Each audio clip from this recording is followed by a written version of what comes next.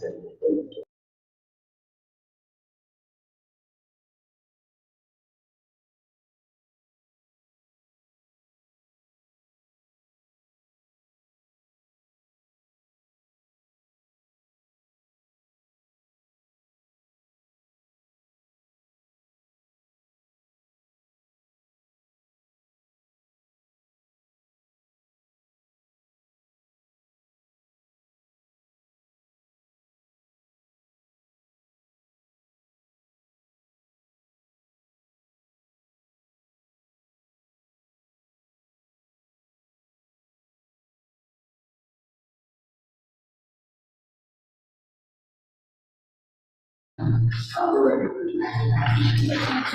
1.1.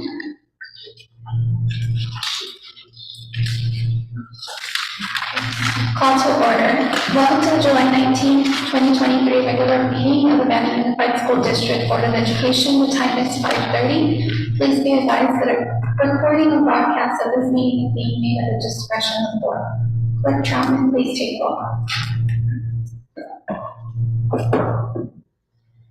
Trustee Anguiano, present. Trustee Martinez Mara will likely be here later, possibly. Okay, absent right now. Trustee Morales? Present. Trustee Ruiz? Present. And I, Trustee Troutman, am present. Please let the record reflect we have a quorum. Thank you. Item 1.2, Pledge of Allegiance. Would anyone like to lead the Pledge of Allegiance? I will. Place your right hand over your heart. Ready? Begin. I pledge allegiance to the flag of the United States of America and to the republic for which it stands, one nation, under God, indivisible, with liberty and justice for all.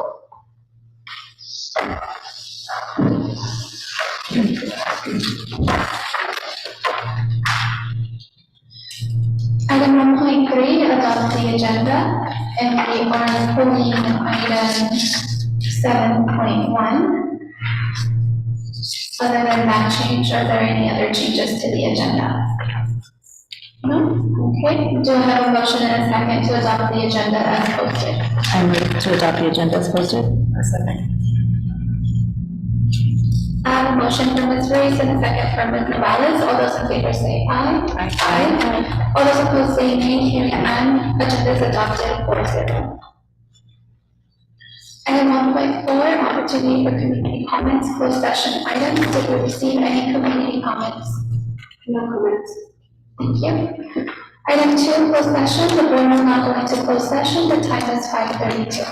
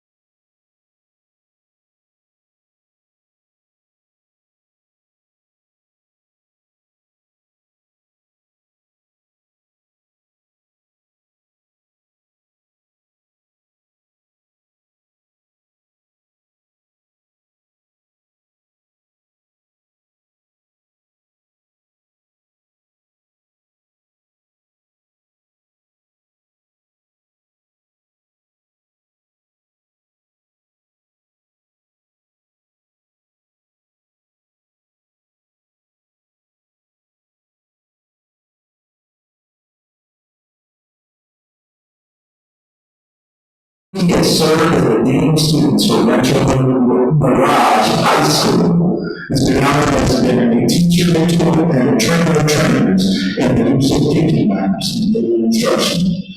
Mr. Allen received his bachelor's in history from San Marcos University and his master's in education from Ohio State San Bernardino.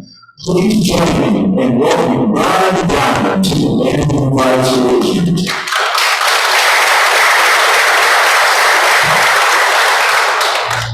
I would like to thank everyone. It is a true honor to be able to serve Manning and the community and family today, and looking forward very much to building relationships with everybody in Manning Fire and to building strong relationships with the community. And I just want to thank you again from the bottom of my heart. It's an honor. Thank you very much.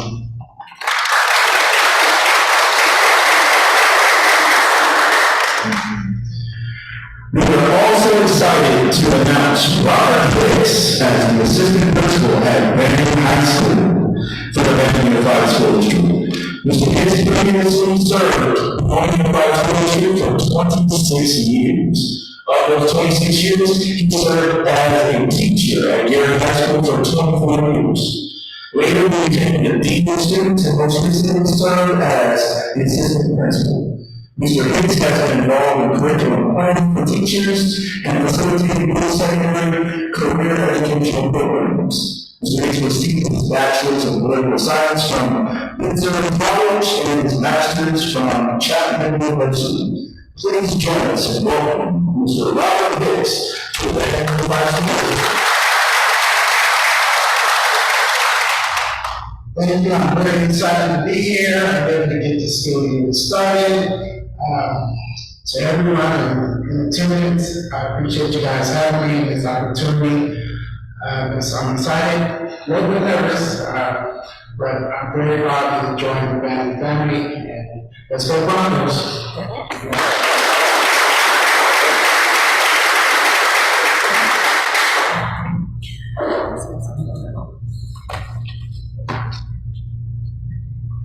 Thank you and welcome. Item 3.2, opportunity for community comments. Did we receive any? No comments. Item 3.3, BTA comments.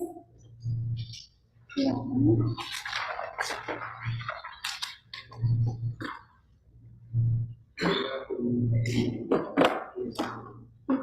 Okay, so no BTA comments. What about item 3.4, CNCA comments? No comments either. Okay, item 4, superintendent comments.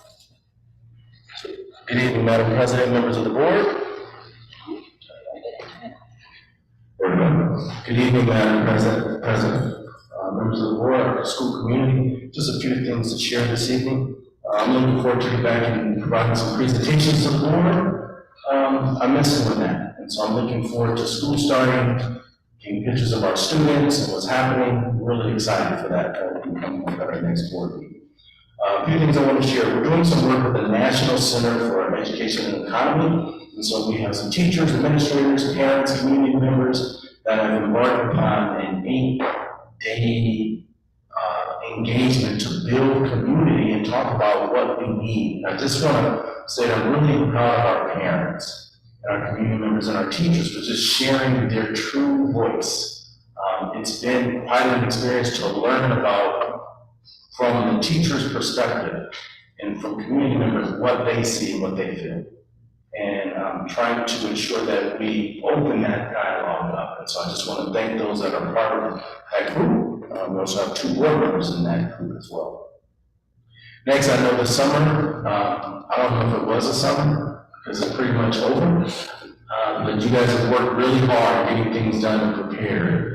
When I look at our school sites, at least 3 of them, I know the elementary school sites, those blacktops have been painted, they've been painted, it looks beautiful. I know there's been a lot of work, and I don't know if our community's always seen that. So I just want to thank the commitment of our staff and the support of all, and those board approvals to make those things happen. So thank everyone for their work that they've done this summer. Next, we're going to talk about, let's see more. Where is it?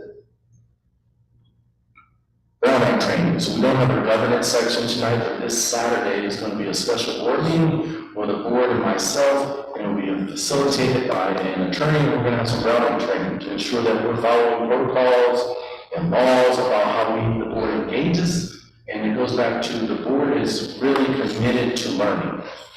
If we want to be a high-performing school district, we have to continue to learn. And that's not just the board, that's everyone. Everyone should be learning and getting better. That's our goal. That's what we want to be. A learning organization, a learning community.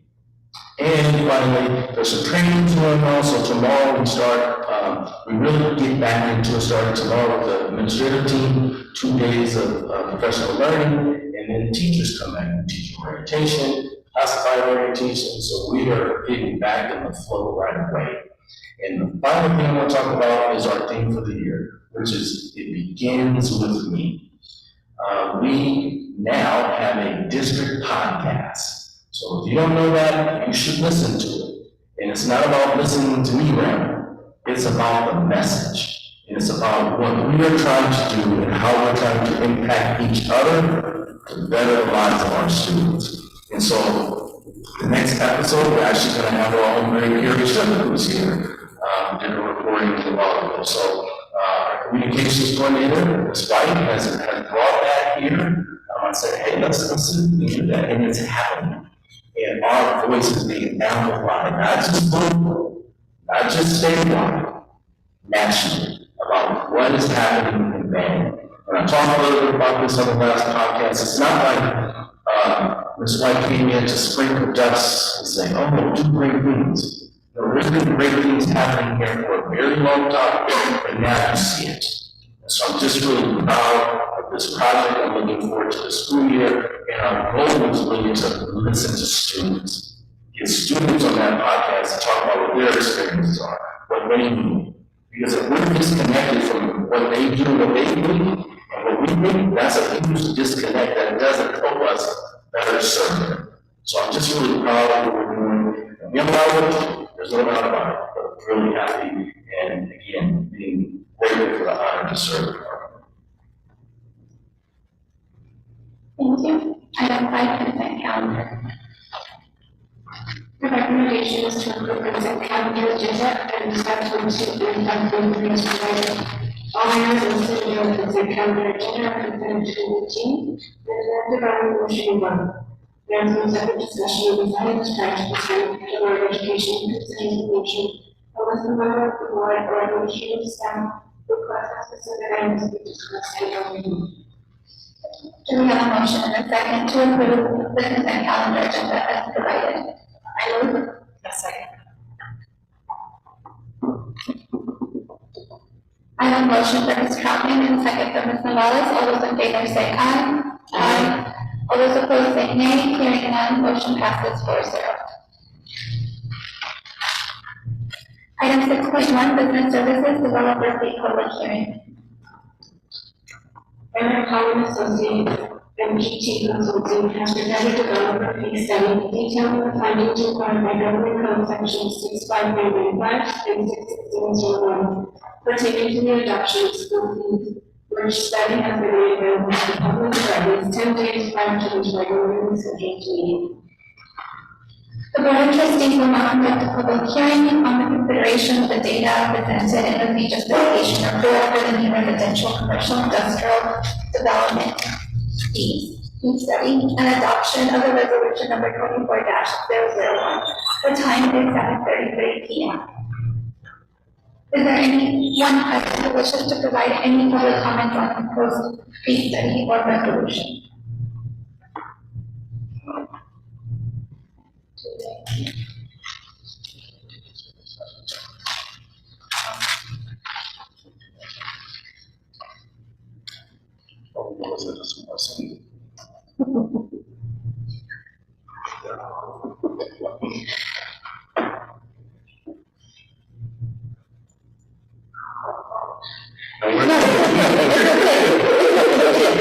Okay, hearing no comments, I declare the public hearing is now closed. The time is 5:34 p.m. or 7:34 p.m.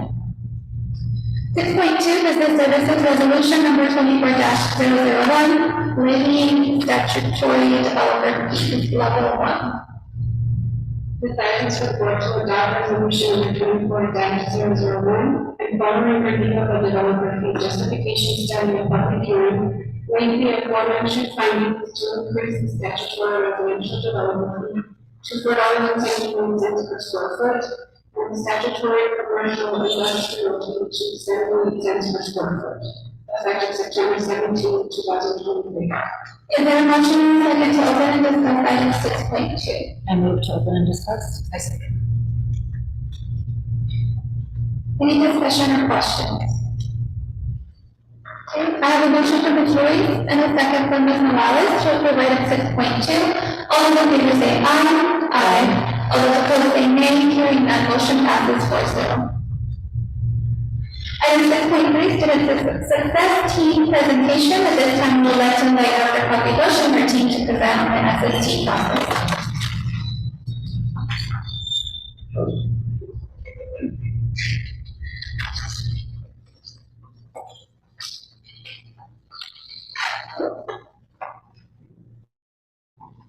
Good evening. Distinguished members of the board, supervisors of the community, we would like to talk a little bit about our student success team process here in the street.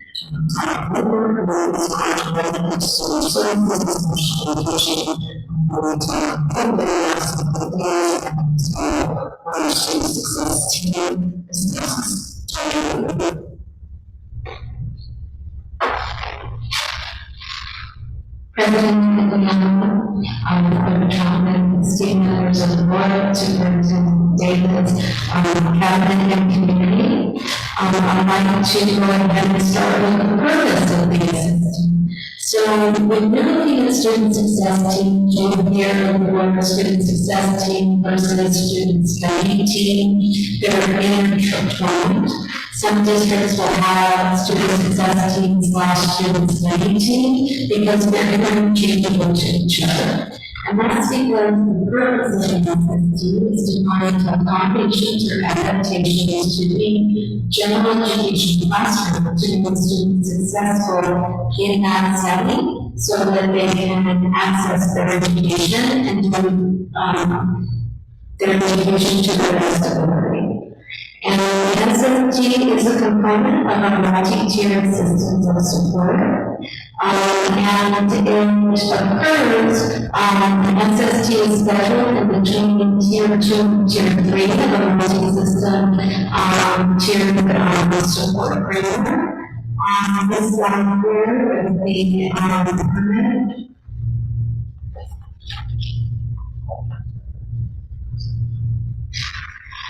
You can see at the bottom of the pyramid is the supports that we have for everyone. It's the general program. It's everything that every student receives from their teacher.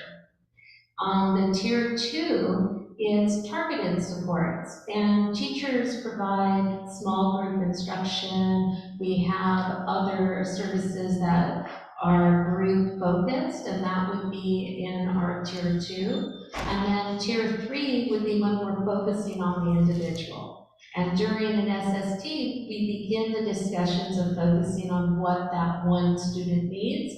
And that's why it occurs after they've gotten group support to individual support. And before they're referred to an SST, the law requires that we really look to being exhausting all interventions in general education and providing supports to that student. So there are 3 components that need to occur before an SST is scheduled. One is a parent-teacher meeting with the parent and the teacher, and to determine how that student learns best. What mom and dad do or guardian does at home with the student. What are some suggestions to help motivate the student? What works well at home so we can bring that to the classroom. The cumulative record review, we're looking at the record, we're looking at test scores, medical records, towards getting all this information together so we can have an informed discussion with our professional learning community or department meeting. Then one of the things that the teams do at the elementary, middle, and high school is they talk about students and how to help students and make them successful. And so they have this PLC brainstorming meeting. Many of the school sites will put that on an initial SST form because you do not need a parent present for an SST1, and others put it on a Tier 2 form.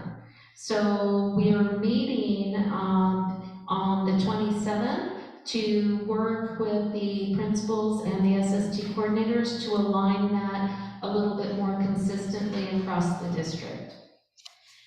So the student success team includes site administrators, teachers, parent, and the student if age appropriate, and then any other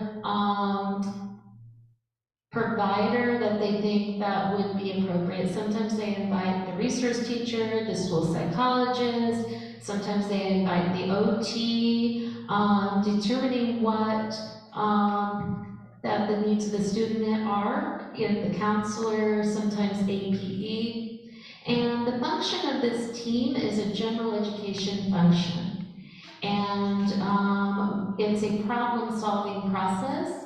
We use a systematic process to determine how to help the student. So it's part of what you would call the improvement process. We use that PDSA, that plan, act, study, do model in the SST process to determine what that student needs, what supports we can give them, are the supports working, do we need to adjust what we're doing?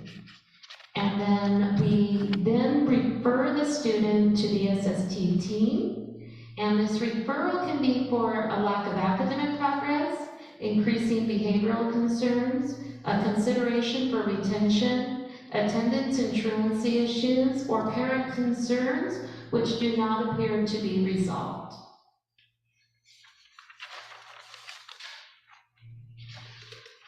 And the process is the teacher completes the school site pre-SST referral process, which includes those three pieces: that parent-teacher meeting to discuss the concerns, that cumulative review, and that meeting with their professional learning community or department to talk about strategies that they can start implementing while they're referring. And so they put in a referral for a student success team, and they have to have all these documented results with the referral.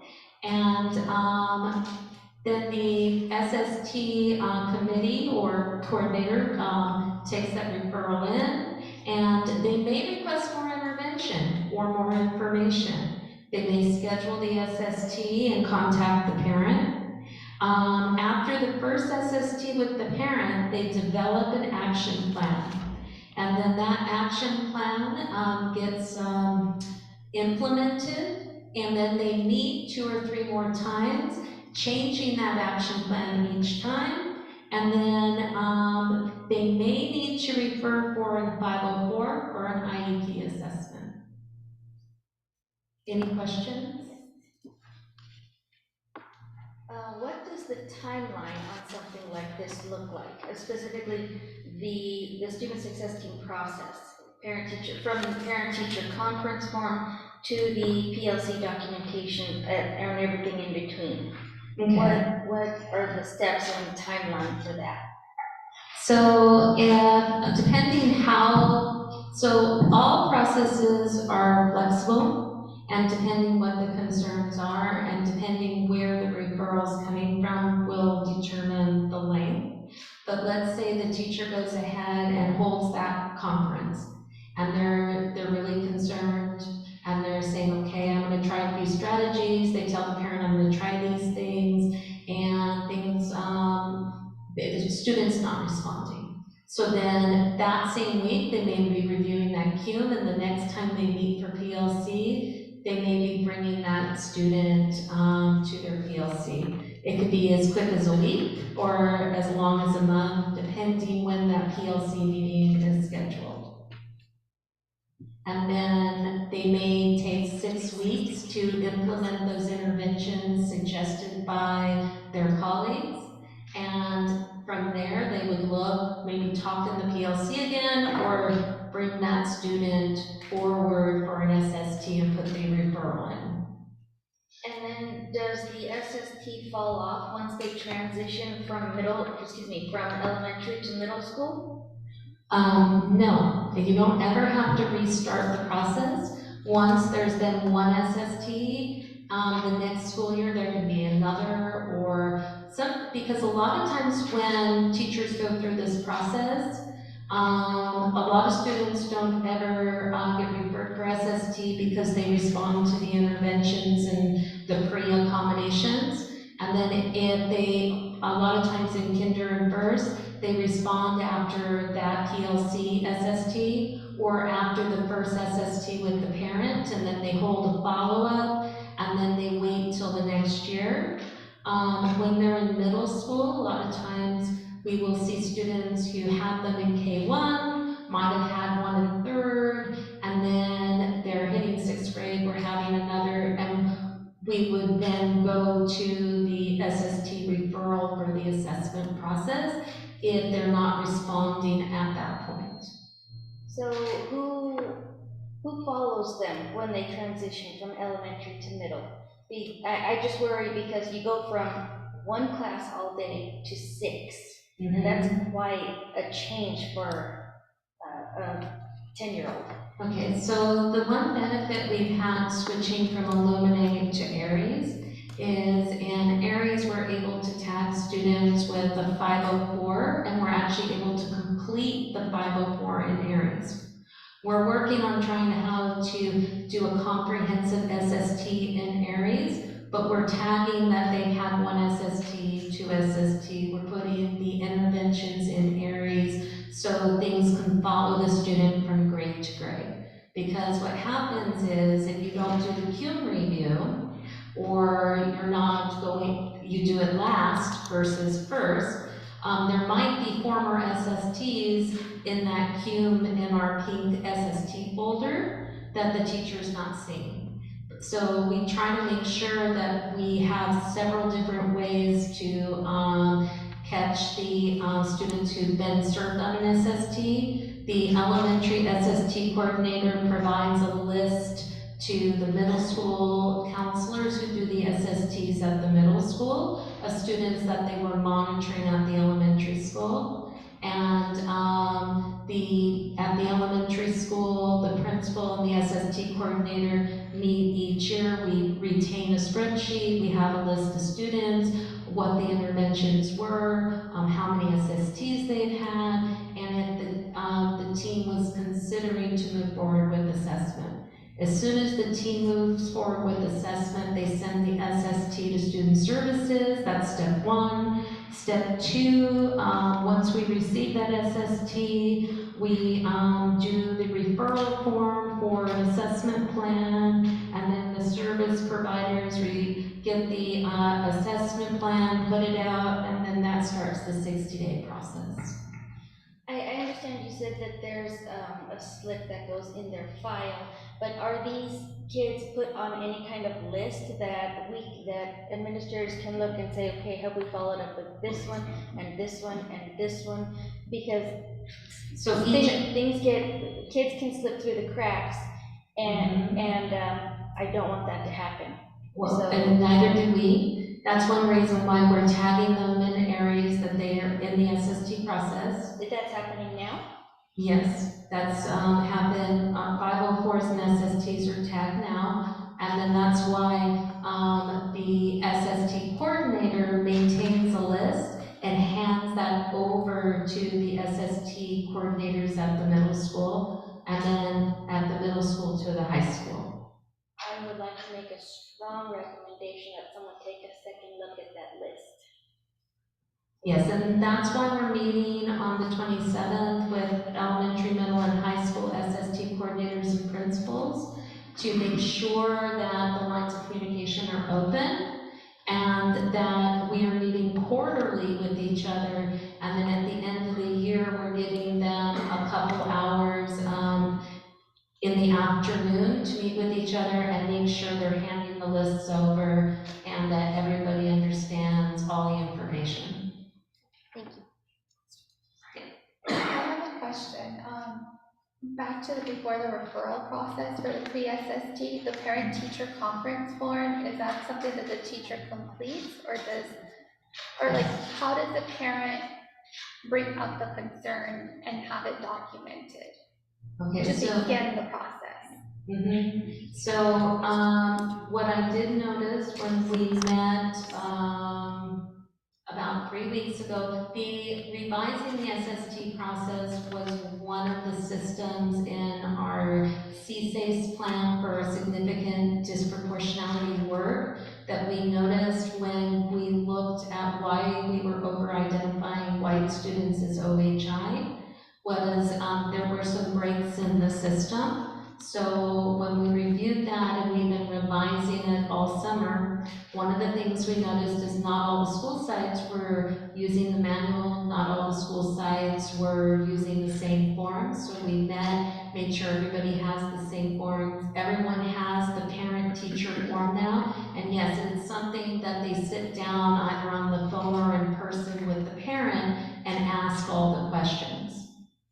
So when you say that you met over the summer, I'm confused because summer is, it's the summer break. So who did you meet with at each side to inform or to find out that they have the proper information? June 2nd, I met with SST coordinators. I met right before we went on summer break. I had a Google meeting for SST coordinators, and then I had a core group sign up to revise the process during the summer. So they're getting, it's extra duty work, and there were 6 individuals who wanted to work on that process. Okay. And then the COOM review, when does that happen, or how often does that happen? I'm a little bit confused with that. Okay, so that needs to happen before you meet in your PLC meeting and talk about the student. Because especially if the student's new to our district, we want to see what the other district did, what the report cards looked like, what were the notes from the previous teacher, all of that. So then that's why we do the CUME review. And that should happen before they go to their PLC meeting. And the parent meeting should come first. The CUME review can come first. I prefer the meeting with the parent first, because sometimes just getting ideas from the parent, that's all you need, and you implement, those strategies. They can get to know what that student likes, be able to, help do a little bit of individual planning for that student, and a lot of times it just stops right there. And help me understand, so once kiddos have an SST, it's revised every year? Or does it just follow them as long as it's still beneficial to them and it's still needed? Okay, so yes and yes. So if the team determines that the student still needs an SST the following year, the last SST of that year, it'll be notated next steps. It's on the follow-up SST form. And those next steps will be, and they'll schedule a meeting, let's say 6 weeks into the year. Sometimes the SST team will say, well, the student's made so much progress, we are closing out the SST process. And I know I did ask this question during agenda review, but I would like to know, how are we informing our families and our parents that these services are available to them, and how are we helping them advocate for their child? Like, do we have a link somewhere? Our principals have forms at the parent office, or is it something that only if the teacher sees a concern, they would speak directly to the parent, but I feel that there are a lot of parents that aren't aware of this extra help that is available for their students that can make that difference. Okay, so, in the past, I've gone to coffee with the principal and I explained the SST process because parents can refer students, yard duties, people at the school site, the teacher can refer a student to an SST. Remember an SST, that its purpose is to create accommodations or adaptations to make them successful in that setting. Are parents notified when SSTs are closed? They're at the meeting and they sign and they agree that that SST is closed out. It makes it to the SST with the parent. Thank you. Dr. Wolfert, I have a question.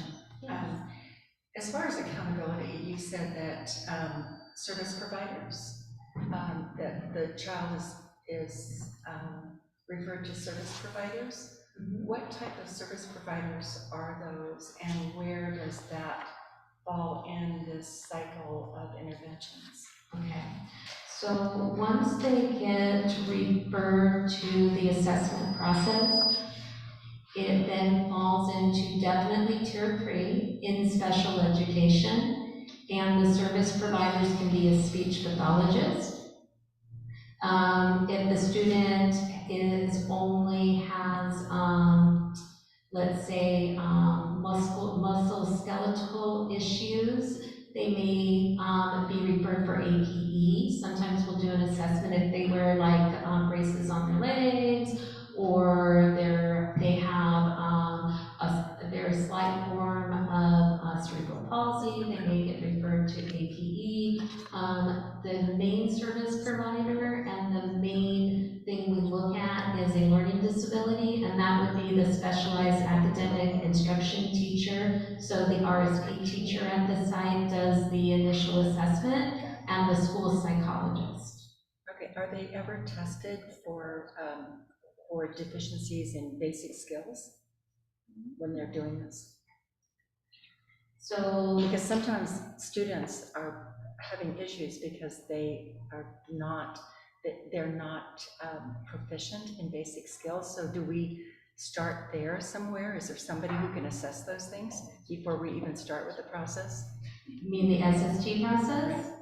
So the teacher would be the person who does that, and when they're looking at their concerns, when we're looking at the form that we have them fill out with the CUME review, we also have them, where are they in math, where are they in English, where are their scores, what skills are they lacking, what are they strong in, because we've got to start from a strength-based model, so we always start an SST process with what is your child good at, and how can we go from there, from their strengths, and then we look at what our concerns are, and in there, yes, how many sight words do they know? Do they know their math facts? Can they write a simple paragraph?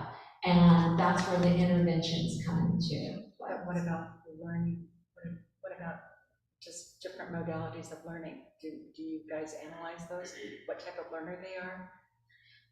Through that problem-solving process and the strengths, that can come out, but like doing like the learner profile, are you a kinesthetic learner, visual learner, that comes in. We do more of that type of processing in our assessment when we're looking at a special education assessment. For general education, they look at the strengths and determine, try to build from that student's strengths, but do they look exactly at the learner profile as kinesthetic, visual, auditory, not specifically usually. But the regular classroom teacher cannot discern that?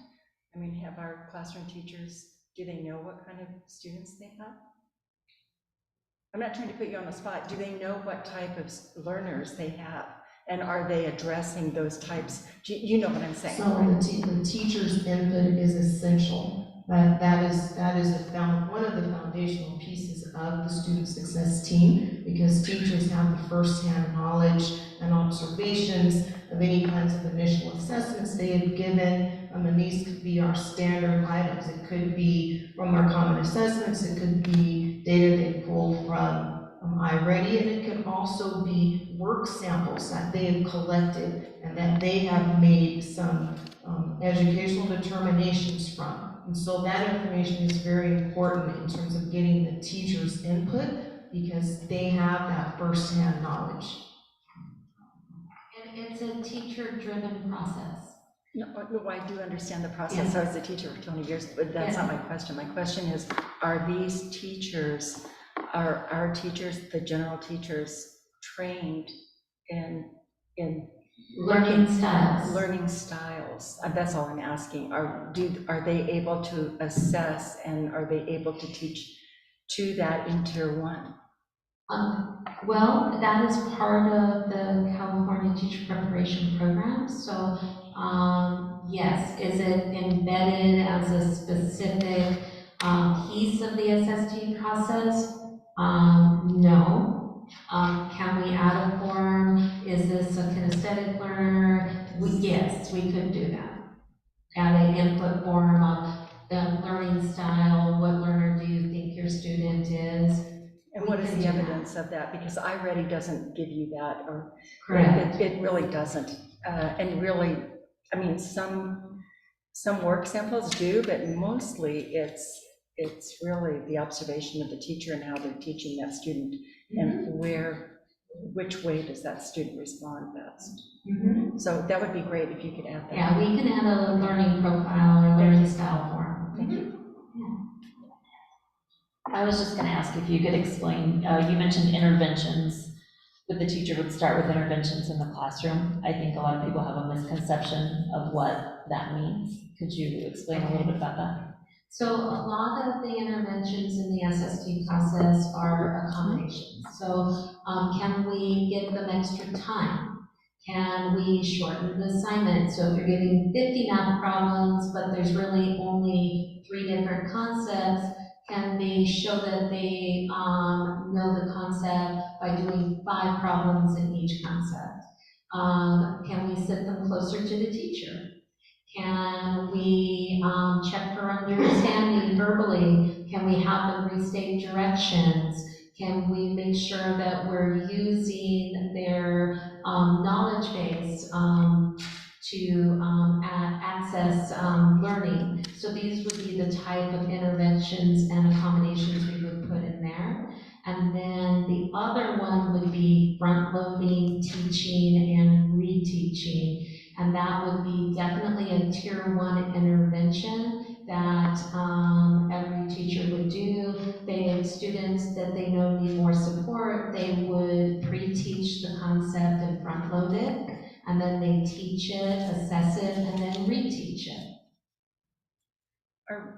I don't know if our teachers, probably most teachers are doing graphic organizers, organizational skills for students, study skills for students, making sure that they're ready with being organized, because oftentimes students with ADD have an issue.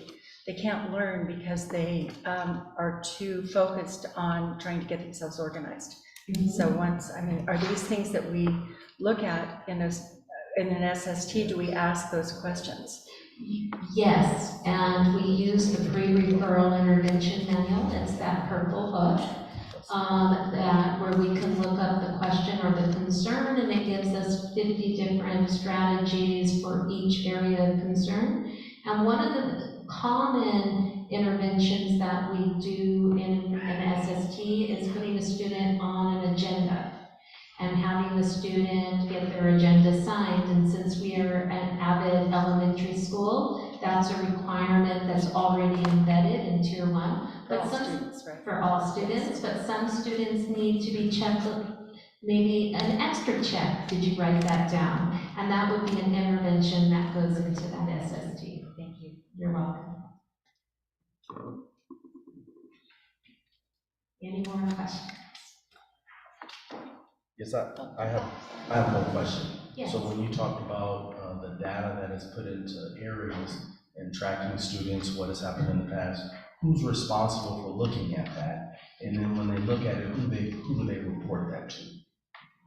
Okay, so the teacher looks at their students when they're taking roll, looks at that piece, the principal, the counselor, and when the teacher's taking roll, if the student is tagged as special education, SST or 504, and then they can go talk to their principal. And sometimes if the principal needs more support, they contact student services, and the director or coordinator helps support the principal and team. I love our teachers. Let me just start with that. They have a lot to do every day. Absolutely. So with that, who oversees that? So as an example, if I'm a principal at a site, how do I know that that's happening with students in their classroom? Well, it's multifaceted. For the SST, it's the SST coordinator on that site. They email a list to teachers every year. These students had SSTs last year, and we have follow-up scheduled on this date, because usually the end of the year, we schedule a follow-up meeting at the beginning of the year, so we don't lose that student. And then the teacher then works with the SST coordinator. The SST coordinator works with the counselor, because we do tier 2 meetings to make sure all students, that we are looking at our data and that all students are getting what they need when they need it. And then the principal is working with their counselor, their SST coordinator, and their teachers to ensure kids are getting those supports that are in those plans. If you already answered this, I apologize. Who is on the SST team? Okay, so the SST team is the administrator, a teacher, a parent, a student, and any other member, like another teacher at that grade level, sometimes the school psychologist, sometimes the SLP, the resource teacher, depending on the concerns that we're having. And sometimes we bring the mental health therapist in, or even the school psychologist for behavior. So you include the student in? From 6th grade on, we can, if it's appropriate. I do have a question for you. The SST coordinators are on site, right? Yes. For each. Okay, so about how many students would you say that we serve per, like All central, right. or just give me Oh, I one. forgot that slide. Oh, I'm sorry. About 100 to 110 students at our larger elementary schools. So Central did 98 SSTs last year, and Hammerling did 110. Hopper did 98, and Cavazin did about 50. So other than the principal quarterly meetings and notifying the teachers, does the SST coordinator go in and observe to see that those students are being supported? What kind of accountability does the SST coordinator have at those sites? Because we're only talking 110 students. So, I mean, or 98 students, and I know that may seem like a lot and it's overwhelming for teachers, like Mr. Davis said, but what is the accountability So the for the SST SST coordinator? The SST coordinator is a full-time classroom teacher on the school site. So the SST coordinator, the principal, the teacher, the counselor, they would all be working and monitoring and working as a team to ensure that student is getting what they need. So this is a part-time position? Yes, it's a part-time position. Okay. It's a stipend It's a position. stipend. Okay, that explains. Okay, thank you. You're welcome. Sorry, one more question. I know for the team you said admin, teacher, parent, student. As far as teacher, I know the SST coordinator is a teacher, They but for the additional teacher, maybe one that recommends the student for the SST, which teacher would that be as far as middle school goes, since there's 6 that they see, or less? Okay, so it would be all the teachers that have concerns, Oh, great. okay? And sometimes we'll have an SST with 6 different teachers. Okay, great. Well, I'm sure that you have students that have a different, when you're in 6th grade or 7th grade or 8th grade, where they excel in one place, and they are not excelling in another, and it's a great indication when someone is saying, well, we're recommending this student, and another one is saying, well, they're doing a really good job. So do all of the teachers come and give their input when you have an SST, if only one is recommending an So- SST? Because it's a strength-based model process, let's say the student is really strong in language arts and history, but they're struggling in math and maybe science because their math skills are lower. We would have the math teacher is the one who's asking for the SST.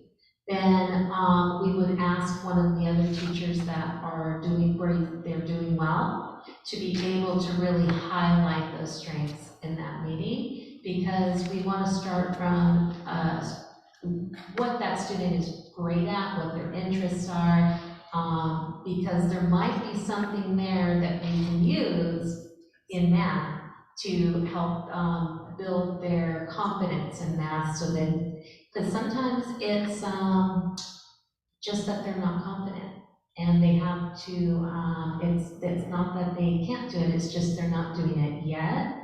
And if you build from where they're good, it helps them take those same confidence and strengths in those other subjects. Thank you. Sorry. It's okay. It's been a long time since I've done SST for the board, so. I appreciate it.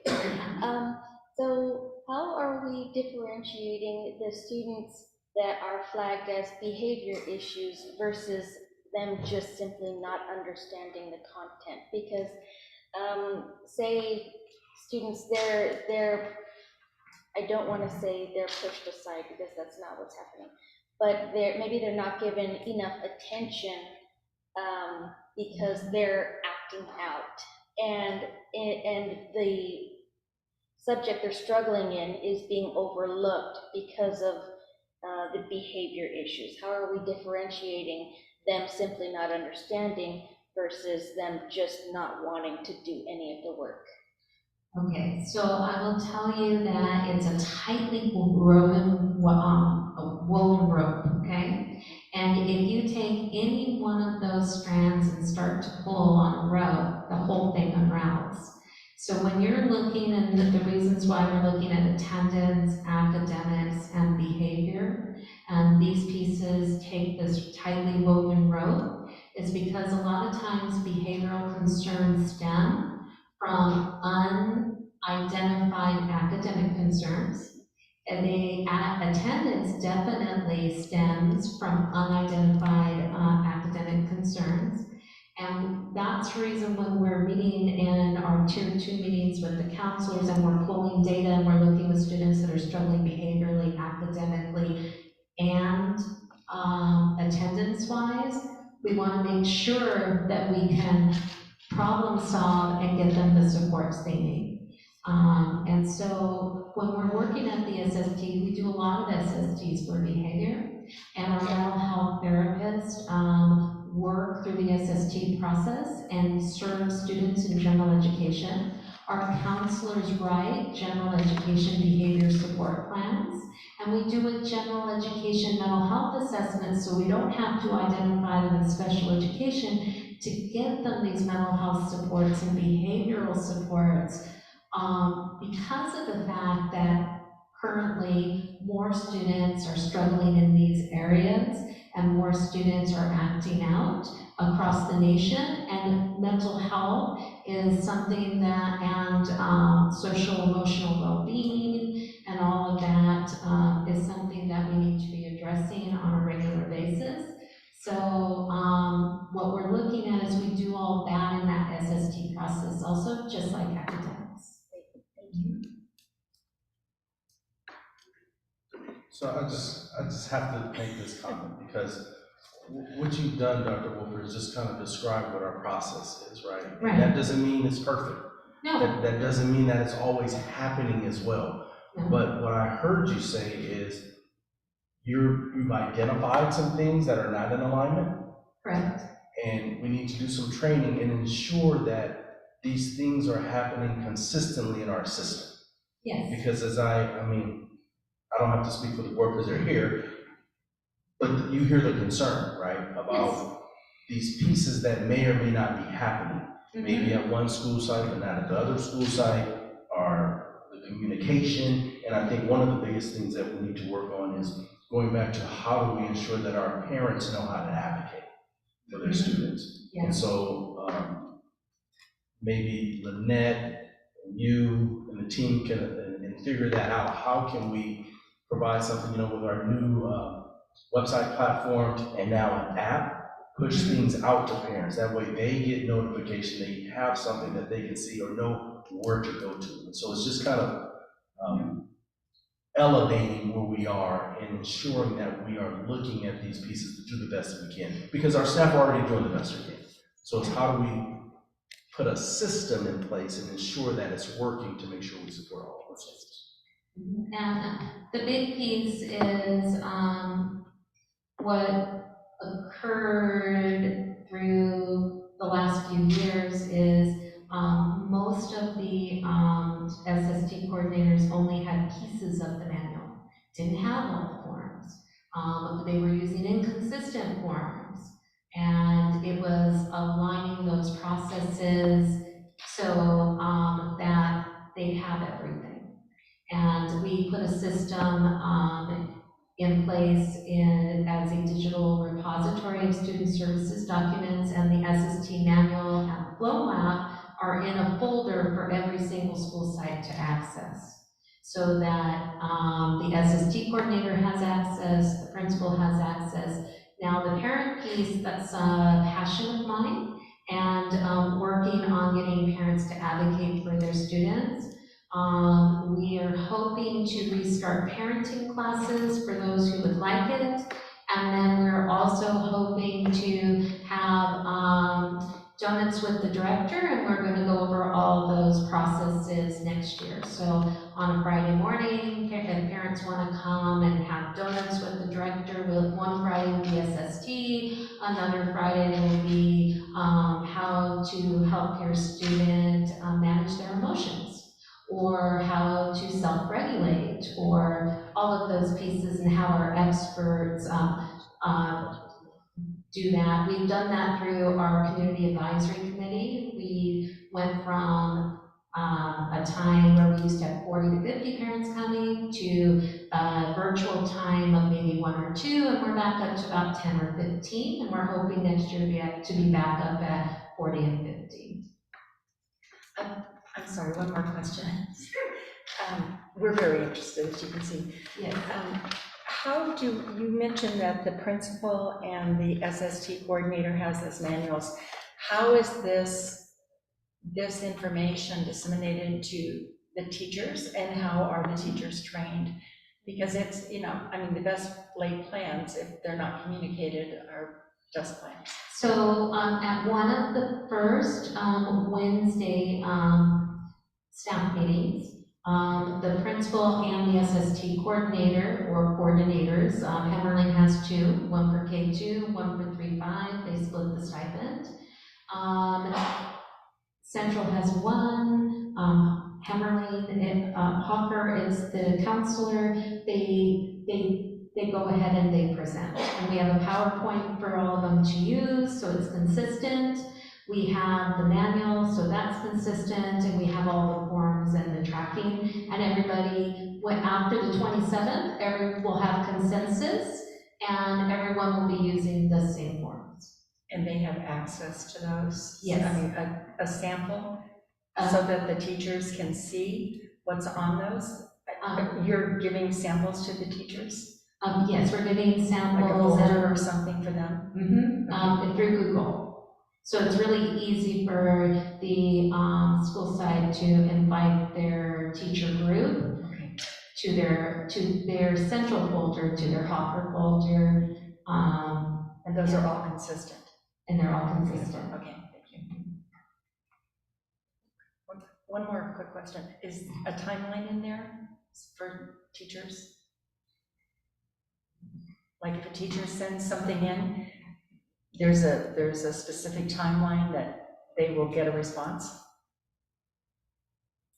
The Flow Map doesn't have a specific timeline. We could do a flexible timeline. I don't want to be too rigid with it because sometimes we'll get a student at the beginning of the year and they'll go from that parent call to an emergency PLC to an SST to referral within a few weeks to a month, or could take 6 to 8 months depending on how that student's responding. So we want to make sure that if there's we want to make sure that in that timeline that it's always flexible, because sometimes we need to expedite the timeline and sometimes the timeline needs to take the normal course. No, I guess what I'm asking is if I'm a teacher and I notice an issue with a student and I send in a referral, Right. What is the timeline that I will hear back from you? Okay. That you've acknowledged that this student needs to be seen. Okay, So so if it's for the SST, that's all site-based. If it's for a, we have our process here for referring for assessment for special education. You will hear back in that assessment plan in 15 days. So from the moment we get the SST, but we are legally have to present that parent with an assessment plan in 15 days. Okay, thank you. You're welcome. Thank you so much for all the questions. I really appreciate it. Thank you, Dr. Overton. You already mentioned, I was just going to add to the parent piece, and I think that has been clear, is to make sure that parents are empowered with information. So thank you. Thank you, ladies. Item 7.2, Educational Services District Quarterly Report on the Williams Uniform Complaints. Are there any questions regarding this item? Okay. Item 7.3, Educational Services Boys and Girls Club Agreement. This item is for the board to ratify the Boys and Girls Club Summer Expanded Learning Opportunity Program and Summer Camp Agreement. Is there a motion and a second to open and discuss item 7.3? I move. A second. Any discussion or question? Hearing none, I just have one question. Are we going, I know that this year we're behind under the gun, but are we going to set these as agendas ahead of time next year? So we've had a lot of conversation about not just this contract, but all of the contracts and being behind ratification. Some didn't come to the board, so we're working as a team to, if you will, put in a calendar. Yes. Because they should be coming to the board ahead of time before the school year starts.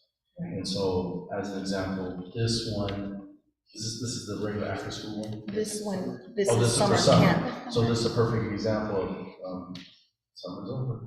Actually, this program, I think, is still going a little bit, but we're still behind. So the goal is to make sure we get all of that ahead of time. So it's just a... So if we have questions or ideas, they can be considered ahead of time. Thank you. Okay, anything else? No? Okay, I have a motion from Ms. Troutman and a second from Ms. Nogales to approve item 7.3. All those in favor say aye. Aye. All those opposed say nay. Motion passes 4-0. Item 8.1, Business Services Resolution Number 24-003, Trust Account.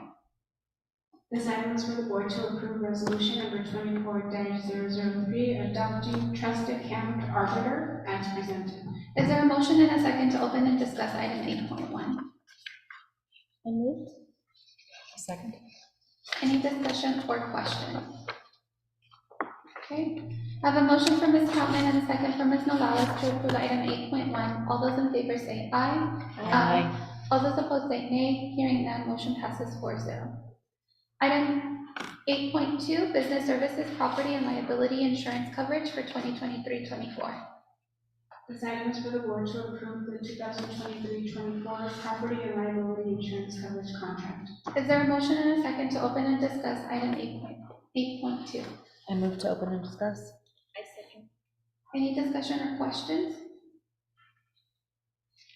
Okay, I have a motion from Ms. Ruiz and a second from Ms. Troutman to approve item 8.2. All those in favor say aye. Aye. All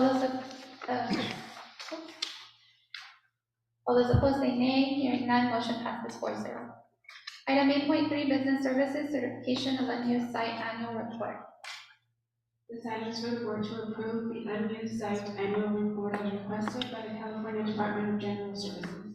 Is there a motion and a second to open and discuss item 8.3? I move to open and discuss.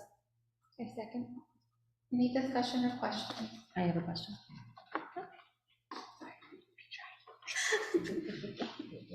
I have a question about the property that is on San Gregorio. I believe it was 210 and 221. I was wondering what we are using those for.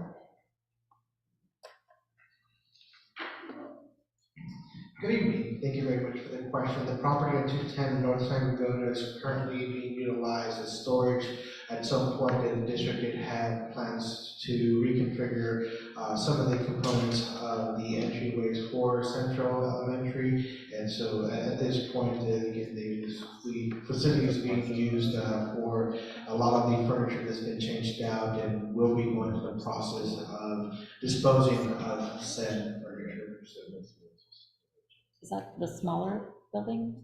And then That is across the correct. street as well? It is on the northeast corner of San Gregorio and William Street. That's the storefront that we own as a district, and also the parking lot that is on the northwestern corner of that intersection. So if we get rid of all that excess furniture, then what will we be doing with the building? That is a great question. We'll have discussions as to the properties that we own as a district and future plans as we continue to expect that growth in the community in terms of families and students. I have a question. Do we have a sales contracts for all of those different sites? And do we have a master plan? I'd like to see the sales contracts for those. Sure, we do have the deeds to the properties in hand, and as far as the master facilities planning, that's a great point there in terms of developing one for the district. That we do have various projects that are in the works in terms of just beautification projects. However, there are expectations for the increase of enrollment that would require to evaluate our facilities needs as it relates to permanent student housing versus modular housing, and so definitely we'll be exploring that very soon. But in terms of getting the information, we'll make sure that that's available for the board. Okay, actually, I was asking for sales contracts, not deeds. Sales contracts, we'll They go should ahead be and somewhere in business, and also, is there some kind of a justification for those that were written? I mean, these have, when you're buying these kinds of things, there should be some kind of justification for it? that is correct, and so we'll be getting that information, providing it to the board. Also, the district had been doing for some time in terms of the acquisition of properties for getting the expected growth. Most of those unused sites are not developed. They are actually on the west side of the high school, where there is an expectation, a very near future, of a 3,000 unit development. Thank you. I have a question. So the parking lot next to Central, like after the home, I know it was cleaned out and there were no weeds and it looked amazing. Did we ever actually use it for parking for our staff? It has not been utilized for parking in the past. I know that we're utilizing other parking lots around the premises there. Definitely something that we can explore. The layout is very interesting in terms of having that parking lot there, and then there's that alley way that is technically an easement, which is also access to the garage of that home that is on that northwestern corner. And so all that to say that currently is not being used for parking lot, we could definitely explore, given that we were having discussions about the concerns with the drive-through there at Central and being able to address some of those challenges. So are we maintaining it though, so there isn't weeds? There is maintenance on some kind of routine basis, and right now, it's one of our biggest challenges in ground in terms of the heavy rains versus degrees, and now with the summer drying out, and so, yes, there's usually proper maintenance, and try to get to it as soon as possible when there is a spurt, growth spurt of degrees. Thank you. Any other questions, ladies? Oh, I do have one question. How soon can we get those sales contracts? I will get back to you as soon as possible on that, so let me do some research. Okay, thank you. Okay, I have a motion from Ms. Ruiz and a second from Ms. Trautman to approve item 8.3. All those in favor say aye. Aye. All those opposed say nay. Hearing none, motion passes 4-0. Item 8.4, Business Services Resolution Number 24002, authorizing fund balance commitment. This item is for the board to adopt resolution number 24-002, authorizing fund balance commitment. Is there a motion and a second to open and discuss item 8.4? I move to open and discuss. A second. Any discussion or questions? Okay, I have a motion from Ms. Ruiz and a second from Ms. Trautman to approve item 8.4. All those in favor say aye. All those opposed say nay. Hearing none, motion passes 4-0. Item 8.5, Business Services Contractual Agreements. This item is for the board to approve and/or ratify contractual agreements as provided. Is there a motion and a second to open and discuss item 8.4 or 8.5? I move. I second. Any discussion or question? Yes, I'd like to remove S4 from this group, so we can discuss it further. And so I've had some conversation, Ms. Navalis, about this, and just looking at the item in terms of some of the language that it provides is a little outdated, as well as the description of what it will be doing. As an example, revision of existing board policy and administrative regulation. I believe that this vendor, this company, is an expert in that. However, we are responsible for doing those things. So one of the things we want to ensure that we're doing as a school district is, if we have staff who are responsible for it, that we do it and we're not paying anyone to do it.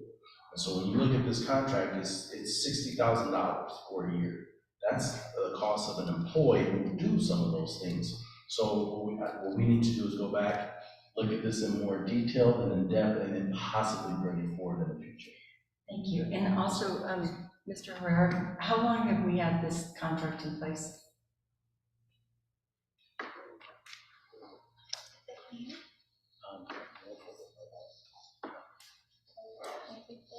I believe this is a new contract that's being presented to the board as a recommended agreement. We have used S4 for other types of functions, however, not in the form of direct assistance with developing the attendance and the discipline aspects of it as well. Okay, but as Mr. Davis said, that it's also encroaching on other areas that we don't need. So we'll talk about it. Okay, thank you.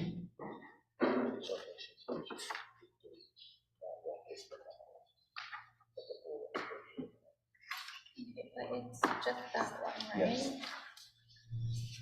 Is it just that contract? That's it. Just That's that all. one? Yes. So how do I say it? And removing. The S4. Okay. Yes. So we're going to remove the contract for S4, and I have a motion from Ms. Trautman and a second from Ms. Navalis to approve item 8.5 as amended. All those in favor say aye. Aye. All those opposed say nay. Motion passes 4-0. 4-0. 8.6, business services monthly fiscal services report. This item is for the board to approve monthly fiscal services reports, bank reconciliations, purchase orders, warrant summary, and commercial warrant registers. Is there a motion and a second to open and discuss item 8.6? I move. I second. Any discussion or question? I'm so sorry. Don't apologize. But you and I had discussed the digital contract before. Were you going to check on that to see if that last one? Is it for 8.5? It was for the 8.5. Remember that one that we were talking about? Does it go Guardian? It's the digital. It's, remember? Go Guardian. Or the, Did you just? yes, so in reference to, I think there were 4 items: Go Guardian, Arbiter, the firewall, and there was The digital. Thank you very much, GoFan. Yes, I did reach out to our incoming innovation and technology officer. He did not have any objections to any of those items. Thank you. Just wanted to double check. My only question is, I noticed an employee was being paid for mileage all the way back from the beginning of the year. Is that something that we typically do, or do we encourage employees to turn mileage in on a regular basis? Is there a timeline or a cutoff of how long they can go without submitting? Currently, there is no policy in terms of submitting mileage reimbursement in a timely manner. However, as we're evaluating the fiscal services processes, we're looking into establishing some submittal within a reasonable amount of time. So currently, the practice has been a little bit relaxed, if you will, but definitely working through the process of developing the business services handbook and stipulating some of those requirements when it comes to reimbursements.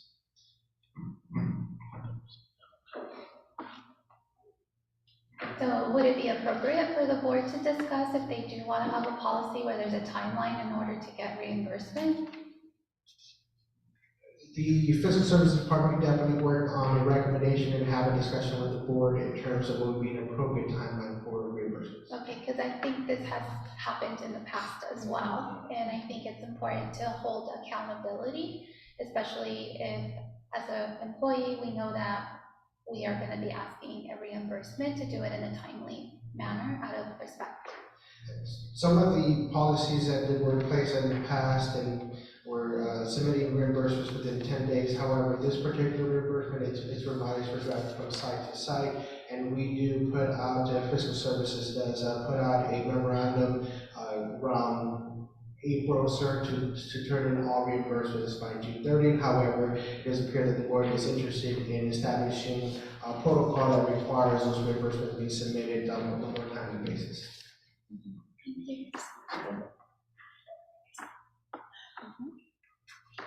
I don't know if it's really fiscal services, but when it comes to mileage, is there a set, like mileage from site to site that we use, or are they calculating it themselves? There is a table that's been shared and used in past practice, and we'll be evaluating that as well. Generally speaking, when we do reimburse for mileage, when it's school sites, we have those calculations already available. But in order to facilitate the process, we definitely need to revisit that and make sure that all staff that is driving from site to site within the school day is being appropriately reimbursed for their mileage.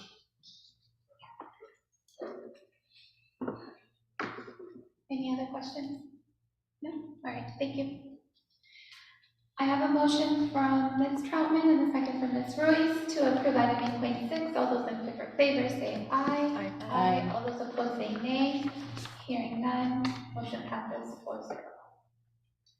Item 9, board members' comments. Who would like to go first? I'll go first. So I'll keep mine short. As usual, I'd like to thank everyone for coming out and staying as long as you did. I appreciate it. It shows your dedication. I'd like to welcome our two new hires, new vice principals.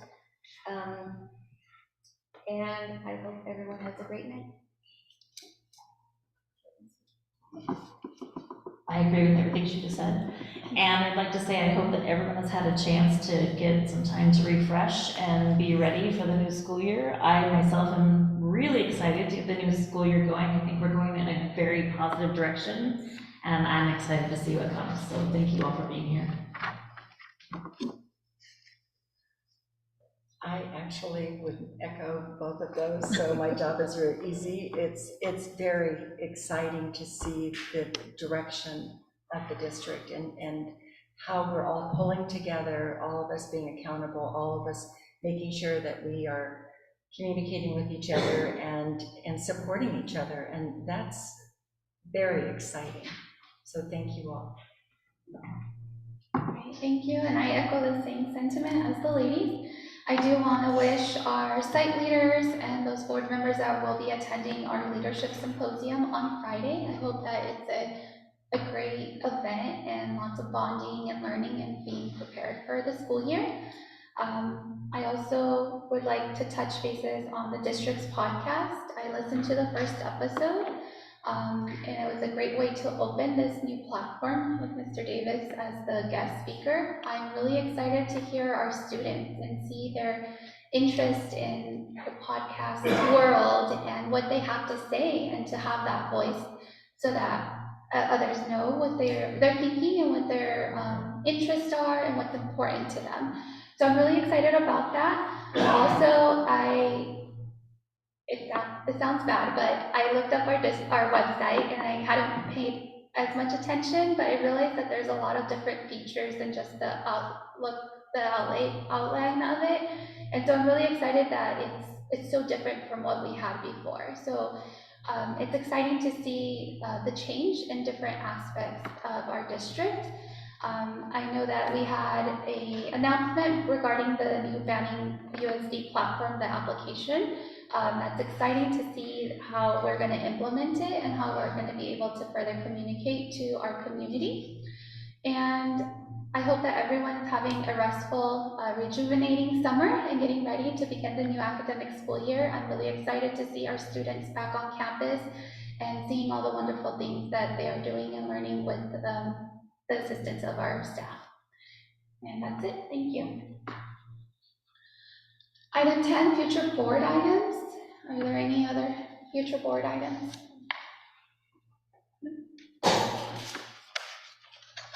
Okay. Well, Is he going to, the future board items are, you're going to? HR, Yes. yeah, we're still, Okay. All right, we're not reconvening to closed session. So item 12, adjourning the meeting. Do I have a motion to adjourn? I move. Do I have a second? All right, I have a motion from Ms. Ruiz and a second from Ms. Morales to adjourn this meeting. All those in favor say aye. Aye. All those opposed say nay. Hearing none, motion passes 4-0. This meeting is adjourned at 8:42 p.m. Thank you, everyone. Oh, you